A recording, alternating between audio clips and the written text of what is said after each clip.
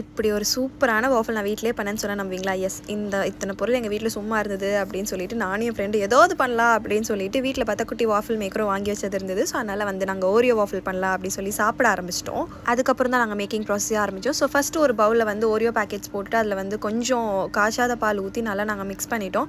Mix பண்ணிகிட்டே இருக்கும்போது அவள் கொஞ்சம் மிக்ஸ் பண்ண, நான் கொஞ்சம் மிக்ஸ் பண்ண, பாட்டு பாடி டான்ஸ் ஆடிக்கிட்டு ஜாலியாக இருந்தது.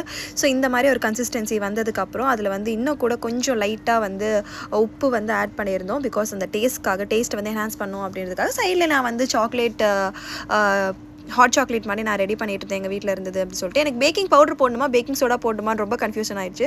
ஸோ என் ஃப்ரெண்டு வந்து பேக்கிங் பவுடர் போடு அப்படின்னு சொன்னால் சரி ஓகே பேக்கிங் பவுடரே போடுவோம் அப்படின்னு சொல்லிட்டு ஒரு ஸ்பூன் ஆஃப் பேக்கிங் பவுடர் நம்ம வந்து அதில் ஆட் பண்ணிட்டு சைட்லேயே வந்து நம்ம ஹாட் சாக்லேட் ரெடி பண்ணி வச்சிருந்தோம். டபுள் பாயிலிங் மெத்தடில் அதுவுமே ரெடி ஆயிடுச்சு. இப்போ குட்டி வாஃபில் மேக்கரில் கொஞ்சமாக வந்து பட்டர் போட்டு அதுக்கு மேலே வந்து இப்போ நம்ம வாஃபில்ஸ் ஃபில் பண்ண போகிறோம். ஸோ இந்த ப்ராசஸ்லாம் பண்ணது என் ஃப்ரெண்டு தான். வீட்டில் தோசை ஊற்றுனால